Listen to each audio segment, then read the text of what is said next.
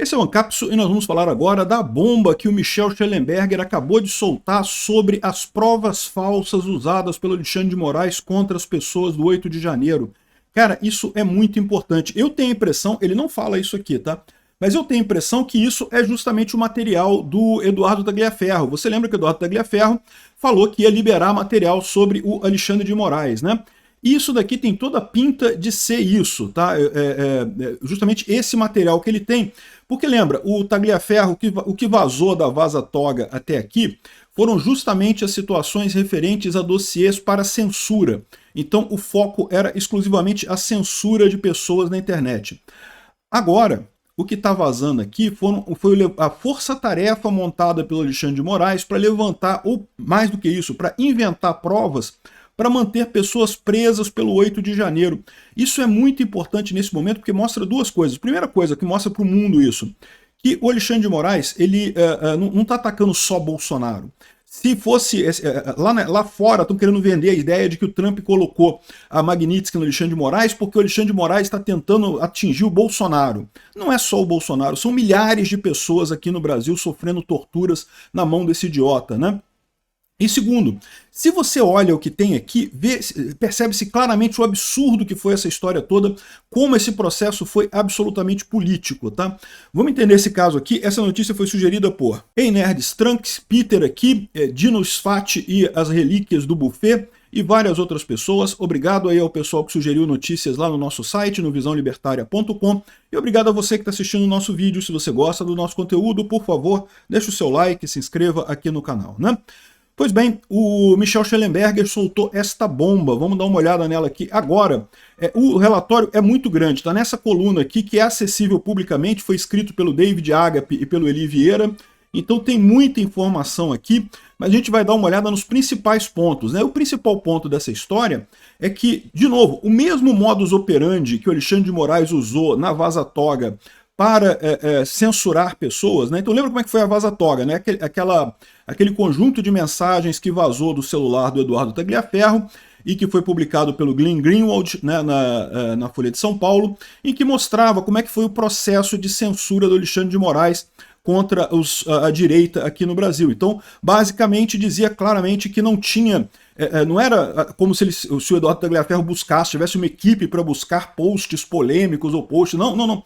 Era denúncia. O Alexandre de Moraes já mandava, olha, eu quero achar coisa sobre isso daqui. Aí o que a equipe dele fazia era dar uma busca para ver se achava alguma coisa daquela pessoa que pudesse ser usada como prova, e bastava um print, um negócio, né? O próprio pessoal falou, vocês lembram? Não, use a sua criatividade, pegue uma crítica mais ácida, use a criatividade, não sei o que lá.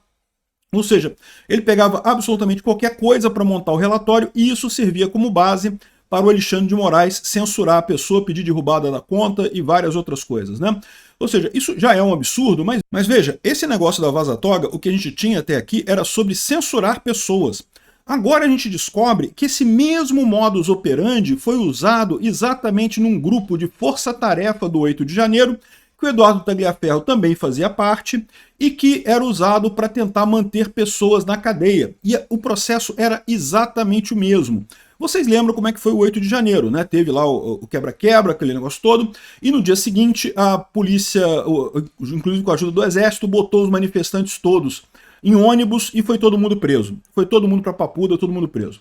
E isso tinha um problema, por quê? Porque teve um monte de gente que estava no acampamento que nunca foi na manifestação, que não estava na manifestação, que não tinha nada a ver com aquilo, né? Que não foi lá no 8 de janeiro quebrar as coisas, ficou lá no quartel do Exército, lá na manifestação do Exército e ficou por lá mesmo. Teve gente que até foi para Brasília para participar da manifestação, mas chegou só depois, não fez parte da manifestação, né? Essas pessoas, por óbvio, não têm nenhuma ligação com o que aconteceu no 8 de janeiro, né? Mas, no entanto, foram presas. E aí, qual que foi a lógica do Alexandre de Moraes nesse caso? Ele mandou caçar alguma coisa dessas pessoas. Então, aí, olha só, teve gente que ficou presa porque teve post criticando o Lula. Aqui, ó. Por exemplo, a Força Tarefa de Moraes denunciou um caminhoneiro por uma série de postagens no Facebook que criticavam Lula e questionavam as eleições de 2022. A acusação contra ele foi abolição violenta do Estado Democrático de Direito.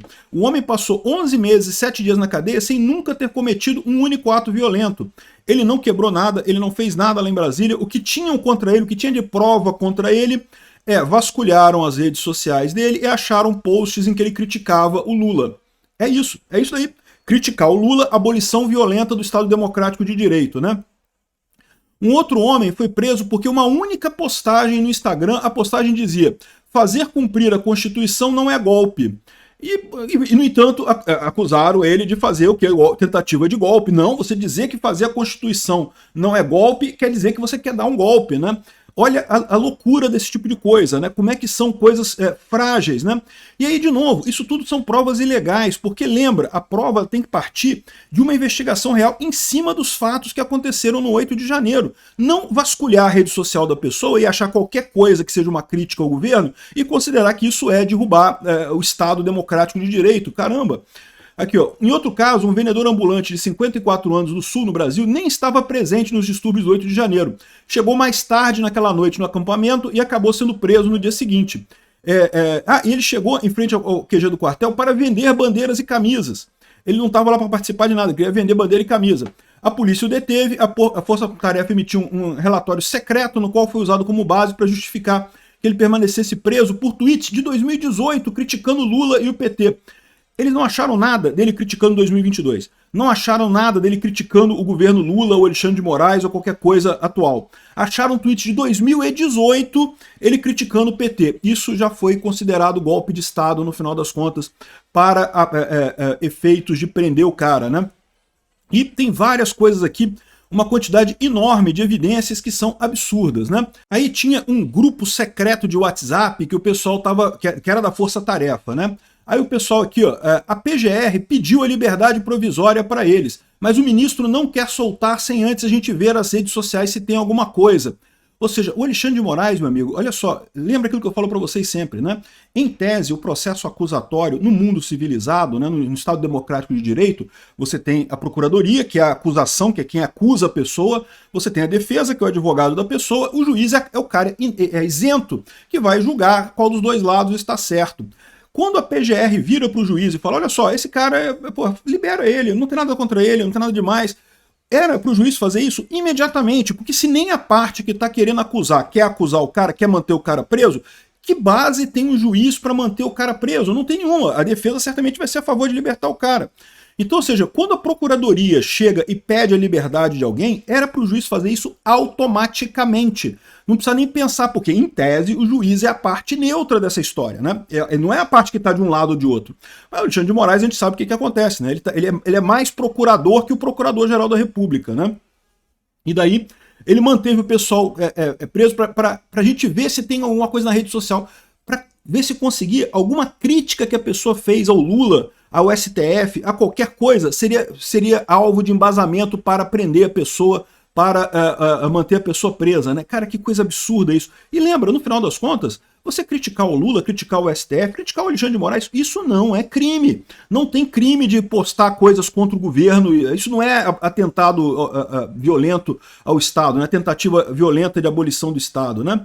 Bom, tá aqui, tem os prints aqui do pessoal conversando, é um outro grupo, tá? Não é aquele grupo da Vaza Toga, mas repara que coisa curiosa, né? É basicamente o mesmo modus operandi da Vaza Toga, só que agora é para manter pessoas presas, ou seja, uma acusação muito pior no final das contas, né? Olha aqui, ó, o juiz Ayrton Vieira, assessor de Moraes, enviou uma mensagem de despedida para o grupo de WhatsApp. Ele havia acabado de encerrar sua função de supervisionar as audiências de custódia dos detidos do 8 de janeiro, né? Despeço-me aqui singelamente, pois nos demais grupos já estou me despedindo. Que nas audiências de custódia possamos dar a cada um o que é de direito, a prisão. Ou seja, o pessoal, os juízes envolvidos nessa coisa queriam prender todo mundo do 8 de janeiro. É o que eu falo para vocês. O objetivo disso sempre foi criminalizar o bolsonarismo. Não pode gostar do Bolsonaro. É proibido gostar do Bolsonaro, né? E a referência dele a outros grupos sugere que haviam outros grupos também que faziam esse tipo de coisa. Não foi só este grupo que vazou aqui, né? A fonte ligada ao TSE havia de fato vários outros grupos de WhatsApp usados para discutir assuntos oficiais. Todos parte de uma rede mais ampla e compartimentada que operava fora dos limites legais estabelecidos, né? Olha só a crítica do Richard Campanari. O que deveria ser um órgão técnico e neutro, focado em preservar a integridade do processo eleitoral, foi transformado num mecanismo informal de repressão política. O poder político de polícia do Tribunal Superior Eleitoral é limitado à forma e ao meio de divulgação de propaganda eleitoral, nunca ao conteúdo da expressão política e certamente não fora do período eleitoral. Ex-ministro do STF, o Marco Aurélio Mello, disse à Public: a Constituição é clara, somente a Polícia Judiciária e o Ministério Público têm autoridade para investigar crimes. Quando o TSE assume esse papel, ele ultrapassa sua jurisdição e distorce o modelo da justiça criminal. Ou seja, um absurdo esse tipo de coisa, né? Mas teve mais do que isso. Por quê? Eles fizeram aqui, ó, por meio de URL de assinatura digital, conseguimos confirmar a autenticidade de todas as 69 certidões que obtivemos nos arquivos. Os links levavam a íntegra de cada certidão hospedada no site do TSE, com URLs abertas, mas não indexadas para pesquisa. Arquivamos todas essas certidões, mas não poderão ser divulgadas por conterem dados pessoais confidenciais dos investigados. Ou seja, a força-tarefa do STF usou o TSE como uma área de investigação para fazer o que quiser. Lembra que o Alexandre de Moraes era, naquele momento, o presidente do TSE. Ele usou o TSE para atingir objetivos políticos dele. Dessa forma, abrindo uma enorme margem para se criticar o TSE. É o que eu falo para vocês. Eu sempre falo que não vejo problema nenhum na urna eletrônica, não vi nenhuma evidência de fraude na urna eletrônica.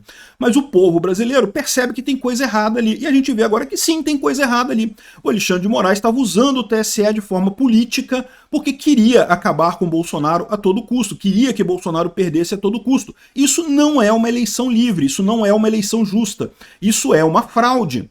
Não teve nada a ver com urna eletrônica, mas foi uma fraude, né? Ele está dizendo aqui que a maior parte das pessoas que foram presas no 9 de janeiro, no dia seguinte ao 8 de janeiro, só uma pequena fração foi libertada, que só 942 tiveram a detenção convertida em prisão preventiva e só 464 receberam liberdade provisória.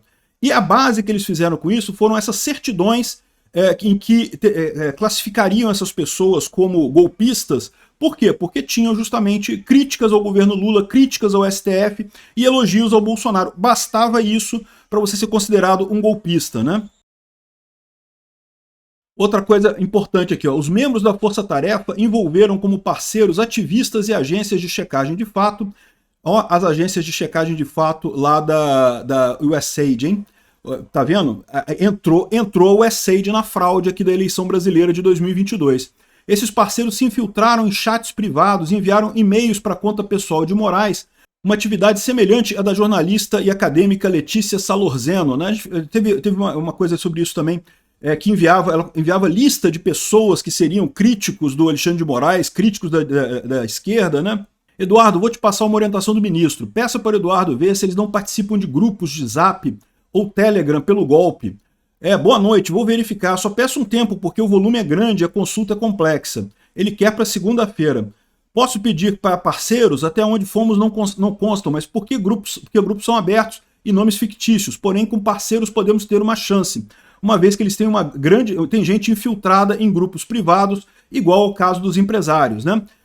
Então lembra lá o caso dos empresários, o WhatsApp dos empresários, que vazou os empresários.